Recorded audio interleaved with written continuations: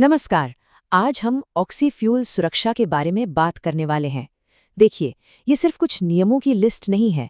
इसे एक मजबूत चेन की तरह समझिए, जहां हर एक कड़ी, हर एक हिस्सा हमारी सुरक्षा के लिए बेहद जरूरी है। चलिए एक सवाल से शुरू करते हैं। सोचिए जरा, गैस इक्विपमेंट के अंदर ऐसी क्या चीज है जो आवाज की रफ्तार से भी तेज चलती है? इसका जवाब जानना बहुत जरूरी है, क्योंकि इससे पता चलता है कि खतरा कितना बड़ा हो सकता है। बने रहिए, जवाब आपको चौंका देगा। आज हम सुरक्षा की चेन की 5 सबसे जरूरी कड़ियों को एक एक करके समझेंगे। दबाव वाली गैस से शुरू करके सिलेंडर और रेगुलेटर के रोल को जानेंगे, फिर होजेस के सही इस्तेमाल को देखेंगे और आखिर में सबसे खतरनाक सुपरसोनिक फ्लैशबैक के खतरे पर बात करेंगे। तो चलिए पहली कड़ी से शुरू करते हैं। सिलेंडर के अंदर जो गैस होती है वो बहुत ही ज्यादा दबाव में होती है। मतलब उसके अंदर जबरदस्त एनर्जी या कहने की ताकत बंद होती है।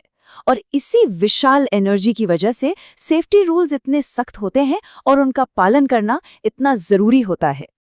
एक बात हमेशा याद रखनी है, सारी की सारी सेफ्टी की नींव गैस सिलेंडर और उसके वॉल्व की मजबूती पर टिकी है।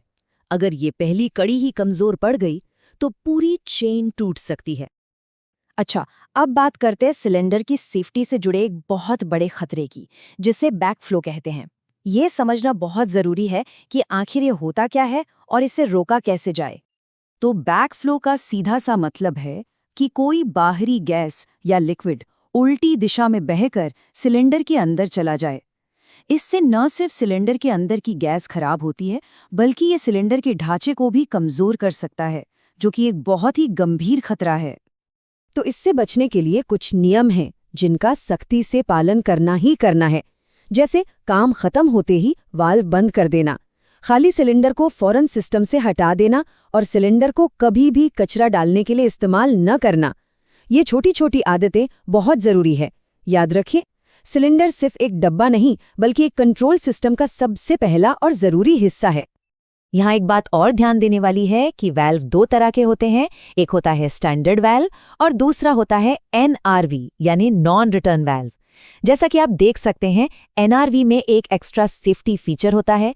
इसके आउटलेट के अंदर एक छोटा सा पिन होता है और यही पिन बैकफ्लो को रोकता है। और ये चेतावनी बिल्कुल साफ है, उस पिन के साथ कभी भी किसी भी तरह की छेड़छाड़ नहीं करनी है। वो हमारी सेफ्टी के लिए ही बनाया गया है। हमारी चेन की अगली कड़ी है रेगुलेटर। ये वो डिवाइस है जो सिलेंडर के अंदर के बहुत ज़्यादा प्रेशर को कंट्रोल करके उसे काम करने लायक एक सेफ प्रेशर में बदलता है। अब रेगुलेटर को सही तरीके से जोड़ने का एक प्रोसेस है जिसे फॉलो करना ज़रूरी है। सबसे पहले ये पक्का करें कि रेगुलेटर सही गैस के लिए है। फिर उसकी सील चेक करें। और सबसे ज़रूरी बात, सिलेंडर का वाल्व खोलने से ठीक पहले रेगुलेटर के कंट्रोल नॉब को पूरी तरह से ढीला कर दें। इससे रेगुलेटर के अंदर का नाजुक डायफ्राम अचानक आने वाले तेज प्रेशर के झटके से बच जाता है। ये एक सुनहरा नियम है। अगर कोई कनेक्शन आराम से फिट नहीं हो रहा तो मतलब कुछ गड़बड़ है।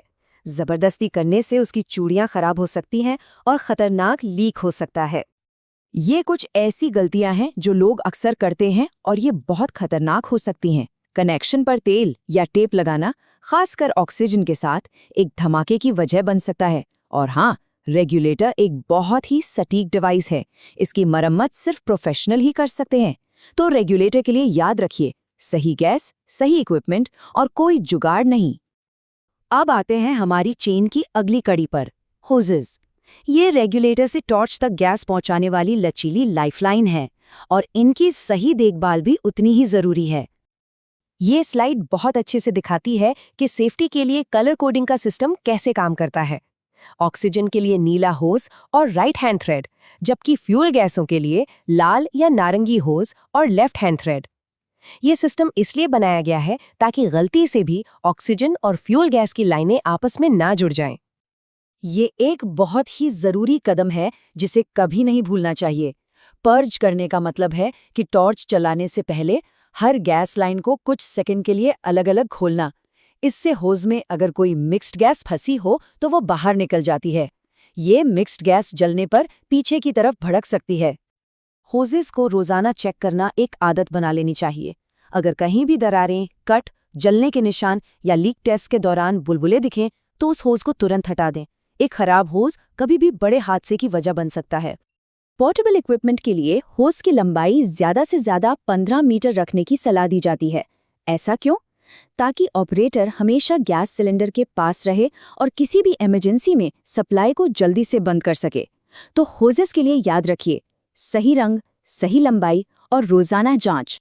और अब हम वापस आते हैं उस सवाल पर जो हमने शुरू में पूछा था।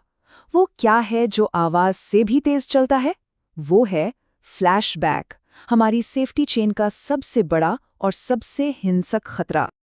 फ्लैशबैक होज के अंदर होने वाला एक धमाका है, और ये धमाका आवाज की रफ्तार से भी तेजी से गैस के बहाव के उल्टी दिशा में वापस सिलेंडर की ओर भागता है। ये इतना गर्म और ताकतवर होता है कि धातु को पिघला सकता है और इसके नतीजे बहुत भयानक हो सकते हैं। तो इस सुपरसोनिक खतरे से कैसे बचा जाए?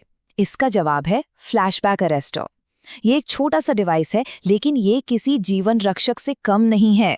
इसे खास तौर पर ऐसी घटनाओं को रोकने के लिए ही डिजाइन किया गया है। ये फ्लैशबैक अरेस्टर 3 लेवल पे काम करता है। सबसे पहले ये गैस के उल्टे बहाव को रोकता है।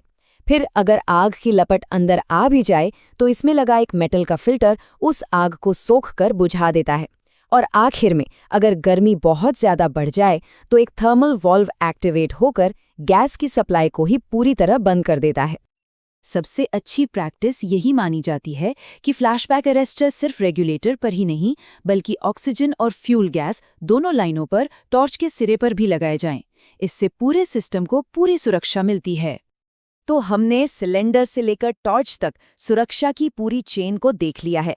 हर कड़ी बेहद जरूरी है।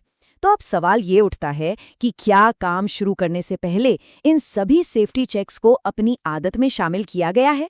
क्योंकि सुरक्षा कोई इत्तेफाक नहीं है, बल्कि हर रोज लिया जाने वाला एक सचेत फैसला है।